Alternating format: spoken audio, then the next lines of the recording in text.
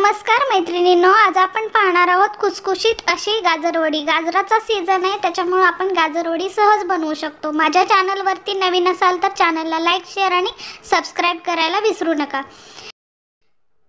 गाजरवडी बनवण्यासाठी 1 किलो गाजर साल काढून स्वच्छ धुवून किसून घेतलेले आहेत।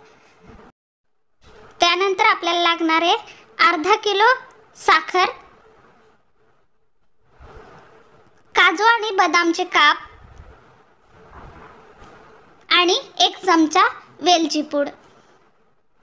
आता कढईमध्ये 2 चमचे तूप घालून घेऊयात।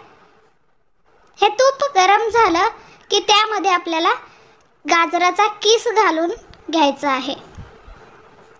हा जो गाजराचा किस आहे तो आपल्याला आधी कोरडा भाजून घ्यायचा आहे, जेणेकरून त्याच्यामधलं जे मॉइश्चर आहे किंवा त्याच्यामध्ये असणारं जे पाणी आहे ते थोडंसं सुकेल किंवा आटेल। या प्रकारे तुम्हाला हळूहळू हा गाजराचा खीस कोरडा होताना दिसेल, म्हणजे याच्यामधलं पाणी थोडंसं कमी होईल।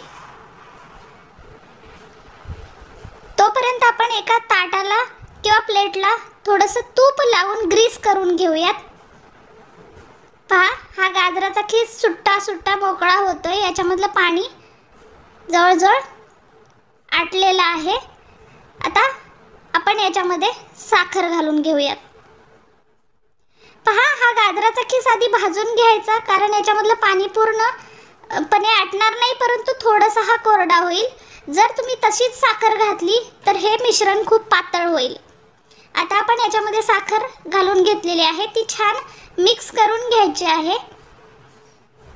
पहा, साखर मिक्स झाल्यानंतर तुम्हाला आढळून येईल की गाजरामध्ये शिल्लक राहिलेलं जे पाणी आहे त्याच्यामध्ये साखर मेल्ट होईल आणि या प्रकारे हे मिश्रण पातळसर होईल। आता हे मिश्रण आपल्याला 15 ते 20 मिनिटं मीडियम फ्लेम वरती काय करायचंय, छान असं शिजवून घ्यायचंय। पहा, जसं जसं तुम्ही याला सतत ढवळत राहाल तसं तसं हे मिश्रण थोडंसं घट्ट होताना तुम्हाला दिसेल। हे मिश्रण छान घट्ट होऊन याचा एक घट्टसर गोळा तयार होईपर्यंत आपल्याला काय करायचं, याला छान असं शिजवून घ्यायचंय। तुम्ही पाहू शकता याची कन्सिस्टन्सी घट्ट झालेली आहे। आता आपण याच्यामध्ये वेलची पूड घालून घेऊयात। या प्रोसेससाठी साधारण 15 ते 20 मिनिट लागतात। आता वेलची पूड याच्यामध्ये मिक्स करून आपण गॅस बंद करून घेऊयात। यानंतर तुपाने ग्रीस केलेल्या ताटावरती आपल्याला काजू बदामाचे काप असे पसरवून घ्यायचे आहेत, जेणेकरून ते इक्वली प्रत्येक वडीला लागतील। त्यानंतर त्याच्यामध्ये आपल्याला हे गाजराचं मिश्रण घालून घ्यायचं आहे। पहा, या प्रकारे हे मिश्रण आपल्याला त्या ताटामध्ये व्यवस्थित असं एकसारखं पसरवून घ्यायचंय। मी त्याला चौकोनी आकार देण्याचा प्रयत्न केलेला आहे, जेणेकरून आपल्याला व्यवस्थित वड्या पाडता येतील। आता चाकूच्या सहाय्याने थोडंसं मिश्रण थंड झालं की चाकूच्या सहाय्याने आपल्याला याच्या वड्या पाडून घ्यायच्या आहेत, म्हणजे वड्याचा आकार याला देऊन घ्यायचा आहे।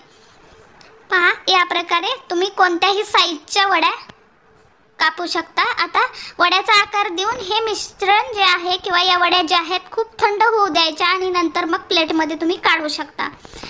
तुम्ही पाहू शकता तयार आहेत आपल्या गाजराच्या वड्या, ज्या महिनाभर टिकतात।